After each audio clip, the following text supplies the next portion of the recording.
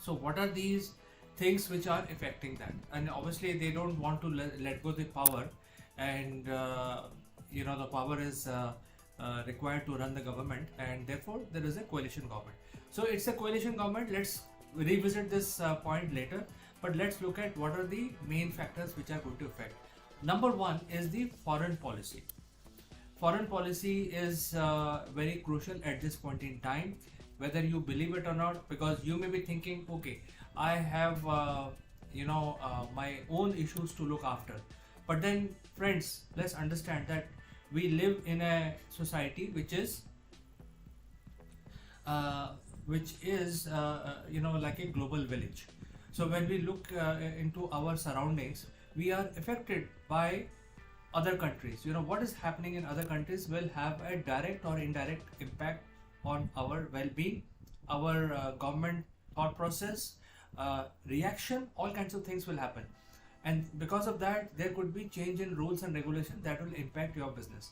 So whether it is foreign policy, that is a main aspect for the Modi 3.0 to look at. It will have a direct impact on us. So don't think that this is happening in isolation. This is something which is very important, and it is going to impact all of us. So what is required? What are the challenges for Modi 3.0 when it comes to foreign relationship and foreign policies? Number one, relationship with the neighbors. And you know that there are global powers who do not like the emergence of India as a good potent force. So there are a lot of issues going on, whether it is based on some sort of ideology, or is it based on some sort of competition, but nevertheless it's a truth. So the neighboring surroundings, the neighboring countries, the relationship with them is going to drive the existence or the main force for the Modi government to look at. Another thing that is required here when it comes to foreign policy is the global south. Global south is an important aspect. It's a new area which is emerging. So global south basically means Indian subcontinent, the surrounding countries like 7-8 surrounding countries, relationship with them, and then going forward towards Malaysia, Indonesia, South China Sea, etc. So that is the global south. So there are additional countries where India has to play a major role. India has to play a role of a power in this area, and this area is becoming very important, especially while competing with China. So foreign policy will encompass how well the business interests are taken care of, because obviously when we are competing with China, China is a big supply chain hub, in fact the largest one in the world. And if India wants to take away some portion of that supply chain, they have to start doing certain things which are required for businesses in the southeastern countries, East Asian countries, as well as in India.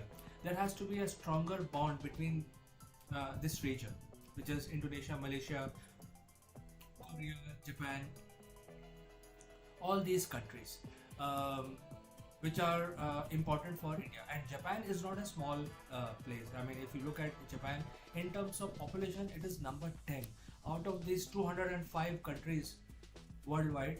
Japan in terms of population is number 10.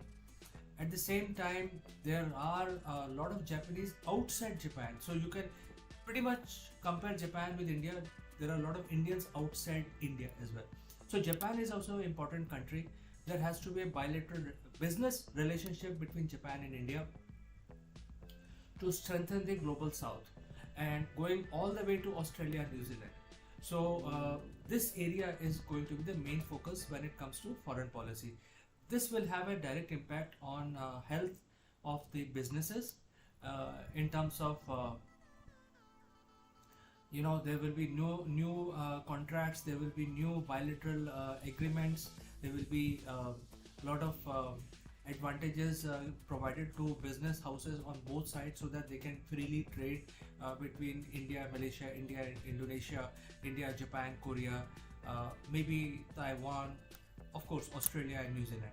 So we will see Modi 3.0 will be getting onto the top gear, closing these agreements. So watch out for this, because this foreign policy issue will have direct impact on your business when you're sitting in India or anywhere else in the world, especially if you're in Southeast Asia, including India. Then there are a lot of great opportunities that are waiting for you to work upon in next 5 years. So that is a issue number one that Modi 3.0 will have to look at very seriously. What is the next issue?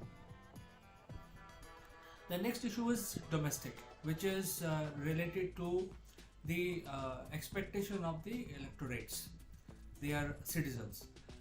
This result of this election has actually demonstrated what is important for the voters, what is important for the electorate, because the pattern in which the voters have given their mandate have depicted what is that they are thinking when they are walking towards the polling booths. It's very clear. Some of the things that government has talked about in the previous regime was not a major concern for the masses. What masses are looking for? Masses are looking for better quality of life, better income, much more freedom, things they want to do as a free citizen, you know. So there is a bit of decline in those parameters, believe it or not, because now if you look at implementation of Aadhaar, everything is getting linked to Aadhaar, which is a good thing. I mean, if you want to control things and even distribute some sort of relief to citizens, it is very easy to do it using Aadhaar, because it is centrally controlled and there is direct transfer to bank, direct benefit transfer, in which they have done great job.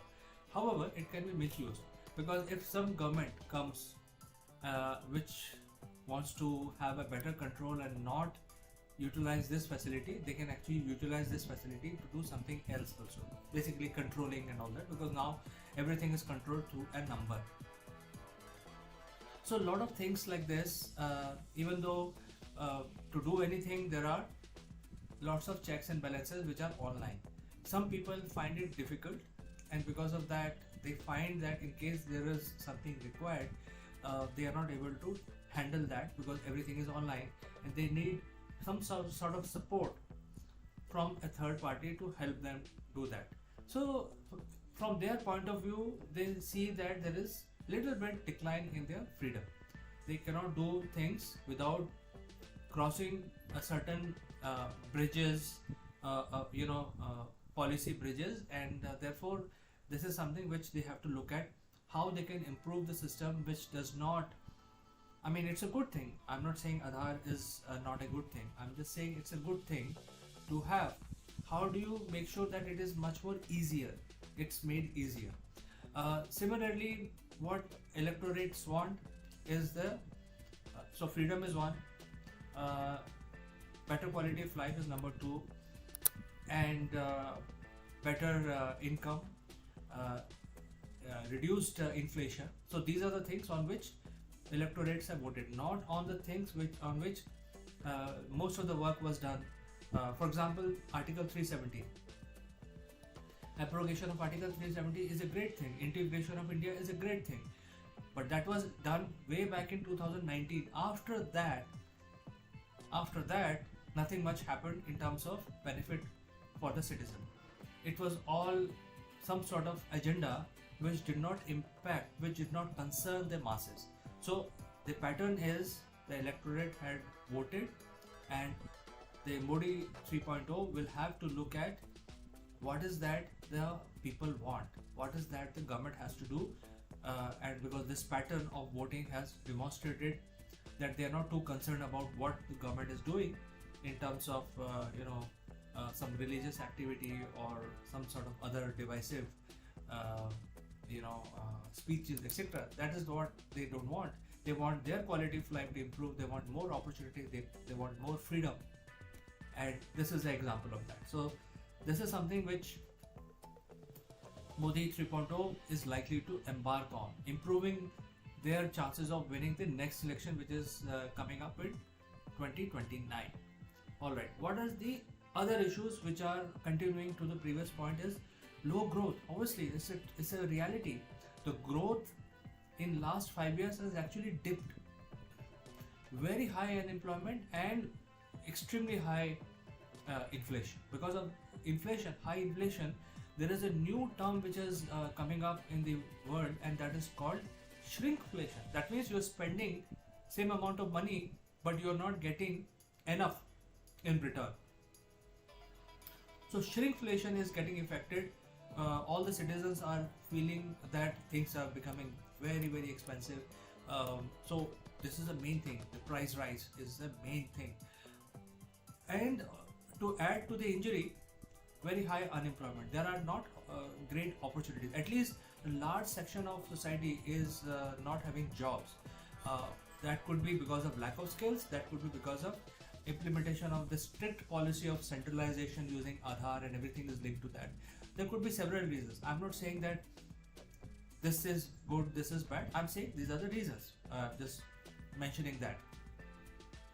And low growth. It's also a reality. Of course, COVID put a spanner in the growth which was happening before 2019. When COVID happened, a lot of things changed, and because of that, a lot of people were affected by that, and there were issues which are related to growth itself. Now, the growth is increasing, but I think that is the main factor. Government could have done something different to look at the growth, how they can increase the growth, and they could have actually carried certain policies, implemented certain SOPs for the growth. Giving food to 800 million people is free as a rationing is not a great deal, because I think in India those political mileage you can get by making those arrangement, but then it does not concern too many people, because I think nobody's there is no hunger index, and nobody is living below the hunger index. Everybody is living, they want to work, they want to grow in life, they want to have proper facilities, etc. So providing rations to 80% of the population is not something which is appreciated. The result of the elections have showed it is not the major deal, it's not a big deal. And I'm keeping away from religious activities, because let's look at only the economic part. So it is not a big deal for the electorates, and they wanted growth, higher employment, and reduce inflation. So how Modi 3.0 will be able to handle these three aspects? Very, very important, because this is really affecting the masses. And India is not unique. If you go to EU, same thing is happening there. So, well, the new government will have to look at how they can handle their own region. And India is very comparable to EU, because EU has different countries, India has different states, and there is a central government.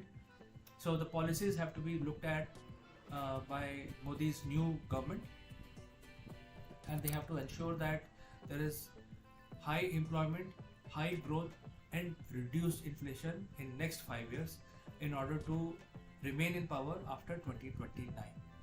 All right, and then let's look at the last point, which is related to their own existence. That is the coalition. At the beginning of the stream, I told you that they don't have the absolute majority. The party backing Mr. Modi's government does not have absolute majority. So they are forced to take help from other parties, other colleagues in political circle. Although with all of them they had the pre-poll alliance, but in politics things can change overnight. So they have to also ensure that the expectations and desires of the coalition partners will have to be taken, which can be based on certain whims and fancies sometimes. But then this is a reality. If one of the coalition partner pulls the plug, the government will come crashing down. So then the Indian masses will have even more problem, because if the Modi government embark on a growth journey and they start doing something which will be good for masses, then if the government collapses, all of those things will also collapse. So I think this is the fourth challenge. These are the four challenges which are very important.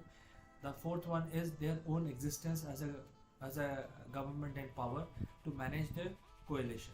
So considering all these facts, these are important. These are going to impact all of us, especially if you are in business. Please watch out and see that these factors are looked after very clearly by all of you. Just in case if you have any suggestions, any questions, please feel free to send it across. I will take them in the next one. Till then, have a nice time and I will catch you again very soon.